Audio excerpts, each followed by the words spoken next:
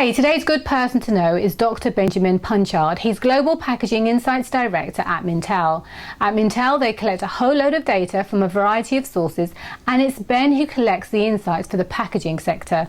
Now, as you'll see from this video, Ben sailed through a lot of insights, and he covered things like who the customers are, what's considered to be luxurious, what the latest trends are, what we can expect from the future, and he also covered innovation and how something as simple as a bottle of water has disrupted the water bottle market by turning itself into a daily news bottle, which I thought was really quite ingenious. So if you're thinking about packaging for your products or just wanting to know what's going on in the packaging industry from a global perspective, this is the perfect video for you. So I hope you enjoy it, and thank you for watching. We collect innovation data from around the world. We also talk to consumers. We follow trends. And obviously that creates a lot of data. So my job is to take that data and create insight from it. So things that you can actually use in your day-to-day lives as packaging experts. So we kind of know the categories. We know the market's increasing and who the consumer is. What does a consumer see as a luxury item? This is looking at the size of the luxury market. This is actually kind of focusing in on super luxury, so this is things like watches, handbags, fragrances. So where are people sort of innovating in the luxury space? Let's start with sort of personal care, because that's where we see a lot. And here I'm looking just at colour cosmetics, at fragrances, and at skincare, because that's the sort of core area. In these large purple bars, this is the number of launches globally within these price positioning areas. In 2015 to date, the size of that prestige bar is growing. That's where we're seeing innovation in terms of packaging. That's where we need to see it, because that's where we're expecting consumers to pay that little bit more. So they're going to want to see something new quite often. They're going to want to see something that reaches out to them in a way that we don't need to at that budget and mass. You can see that actually the growth in terms of the amount of innovation is really happening at the luxe and super luxe end. We're really seeing some quite big innovations in terms of brands saying, I need not to rely on the fact that I'm a brand recognizable bottle within this one market. I need to have a variant that works in the Chinese market. I need to have a variant that works for Generation X, Generation Y, Generation Z. I need to understand that I can't rely simply on a brand recognizable bottle. It's the growth, and where we see those sort of peaks arising are where you'd expect for luxury. In luxury and food is about indulgence. So we see it around chocolate and confectionery, desserts and ice creams, side dishes to some extent, but around those things where it's treating myself, those indulge me moments. We think of luxury as something about treating ourselves in terms of feeling good about ourselves. Luxury can also be about feeling secure about myself and feeling safe about what I'm consuming. And we know that fish, and particularly meat products, in the past sort of 3 or 4 years have had some pretty big food scares, things like horse meat, etc., bird flu when it comes to eating chickens. And that's where people are actually trading up, not because they want to indulge themselves in terms of the flavour, the texture and that moment.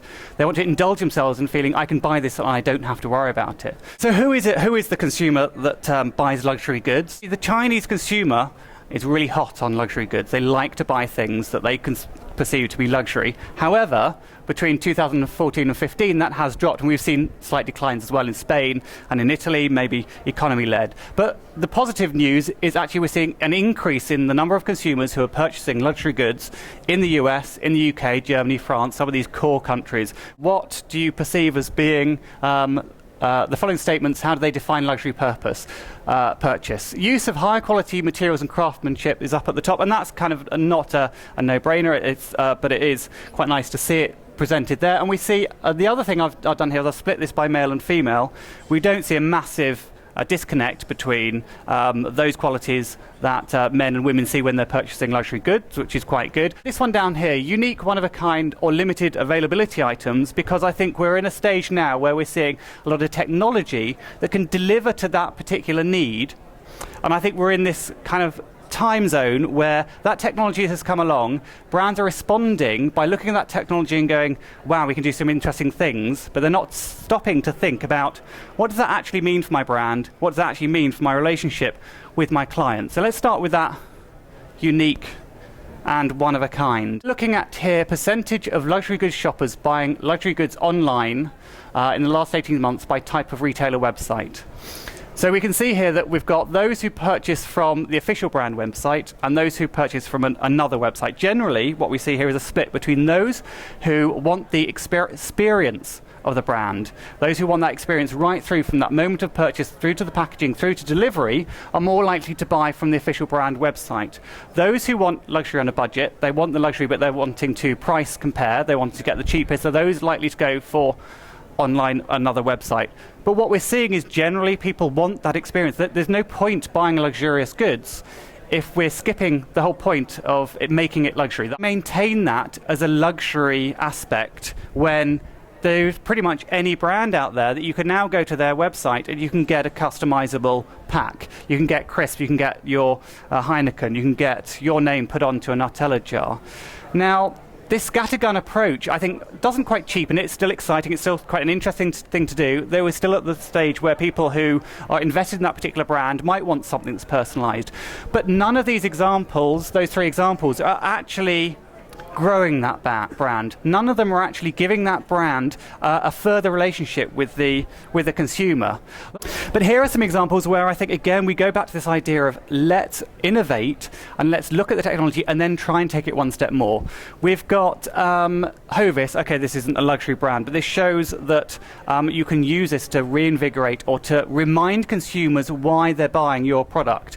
You have to do something with your packaging that gives faith. Now, what they've done here is they've printed a daily newspaper. It has silly things like a fun fact about what happened on this day 100 years ago, the weather forecast.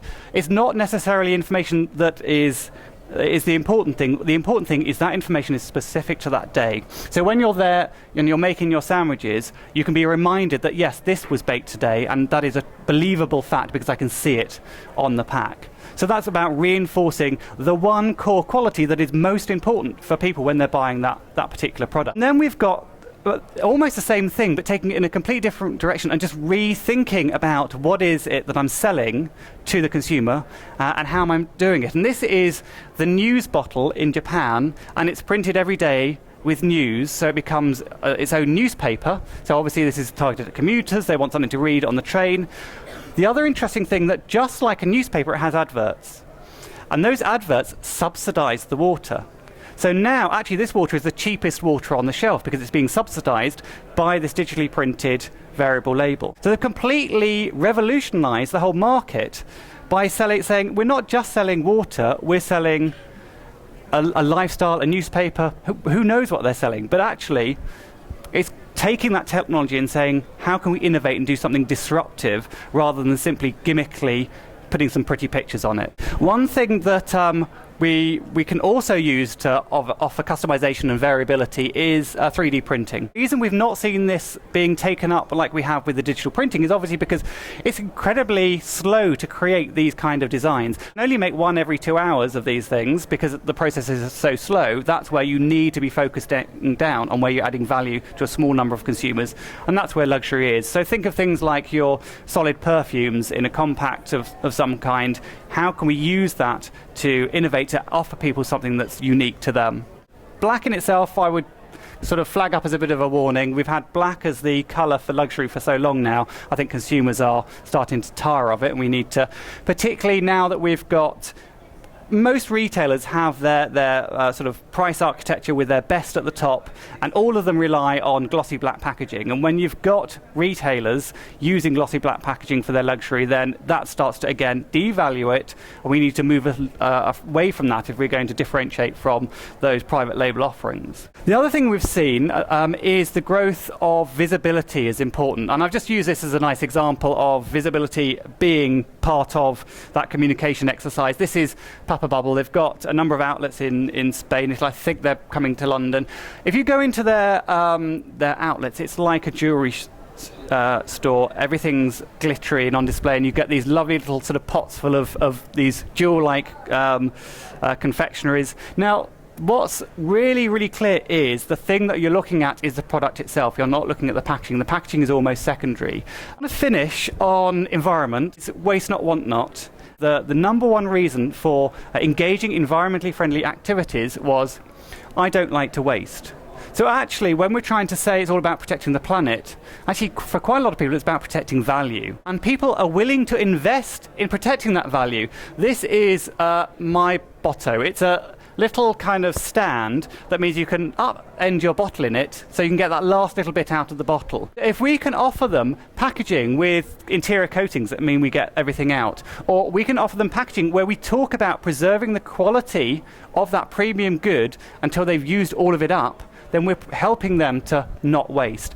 I know that was an awful lot of information to take in, but what I really liked about Ben's talk was how other companies in different parts of the world are doing exactly the same things that we are.